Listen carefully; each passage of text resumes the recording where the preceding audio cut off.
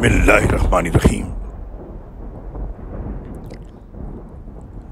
اے نبی، میرے ان بندوں کو جو ایمان لائے ہیں کہہ دیجئے کہ وہ نماز قائم کریں اور جو کچھ ہم نے انہیں دے رکھا ہے اس میں سے خفیہ اور اعلانیہ خرچ کیا کریں، قبل اس کے کہ وہ دن آ جائے جس میں نہ خرید و فروخت ہوگی اور نہ دوستی کام آئے گی۔ سورہ ابراہیم آیت نمبر 31۔ اللہ